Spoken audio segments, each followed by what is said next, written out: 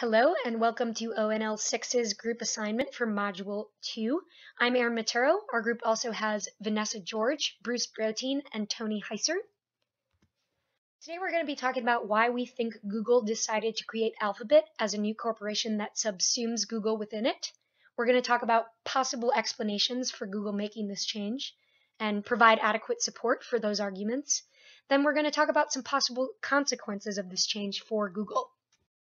So starting out with our explanations and arguments, we're going to discuss what the role of managers is and who the managers are responsible to within Google. Then we're going to talk about the organizational design they decided by creating Alphabet and how it was shaped by their contingencies and overarching strategy. Thank you, Erin. So this is Vanessa, and I would like to talk a little bit about the role of managers at Google. Managers at Google made decisions that were heavily influenced by their desire to innovate. So that affected their investment decisions, maintaining the narrative around the brand, and as well as coming up with Alphabet to protect innovation. So the question is, who are the managers accountable to in this situation? It's both the stakeholders and the shareholders. The stakeholders benefited from the advancements of innovation, the potential to especially benefit from disruptive business model, and the shareholders benefited from the profitability of share price in both the short and in the long term. And of course, the existence of a diversified portfolio of companies, each fulfilling a unique brand promise and operating underneath an overarching strong brand.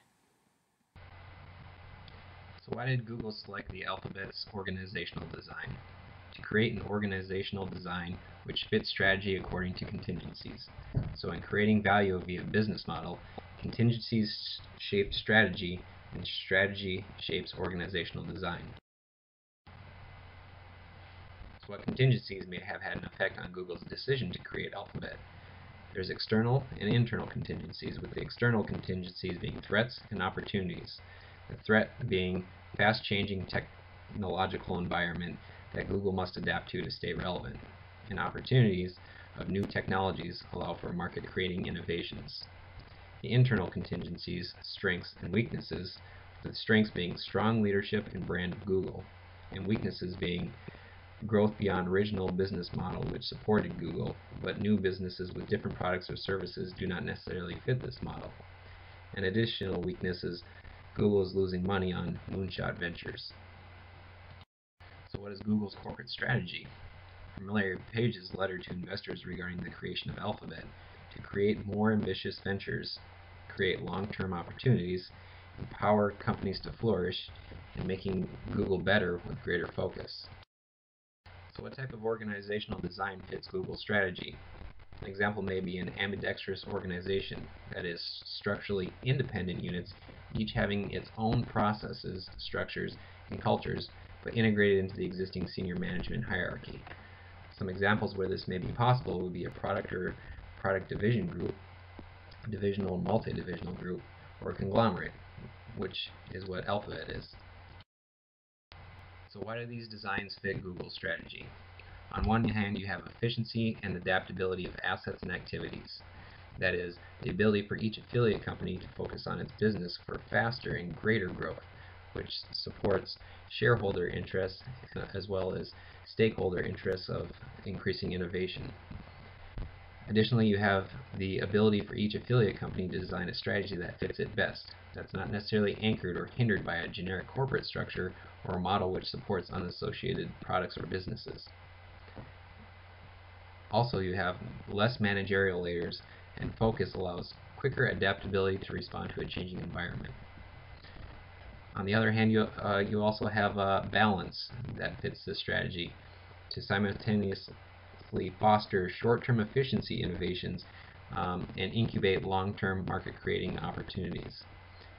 Additionally, you have strong revenue-generating businesses such as Google, which can support businesses such as Calico. What are some of the consequences that Google has for becoming Alphabet? First is the question will the board get stretched too thin by trying to become experts in multiple industries? In a McKinsey study, 15% of board members do not understand the industry dynamics or the company risks. Second, Google's profitability is financing the numerous other companies.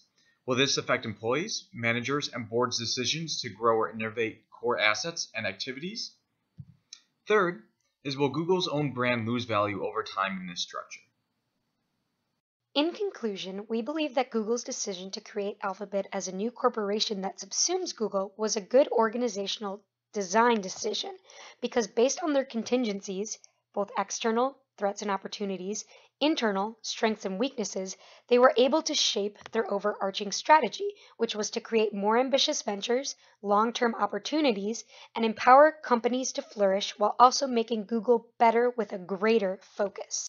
This organizational design fits Google's strategy because it allows for efficiency and adaptability of its assets and activities, and also a balance between short-term and long-term goals, as well as strong revenue-generating businesses supporting the weaker ones. This organizational restructure benefits both Google's stakeholders and shareholders, thus upholding the responsibility the company has to them. Because of this, again, we believe that this restructure decision was a good call on Google's part.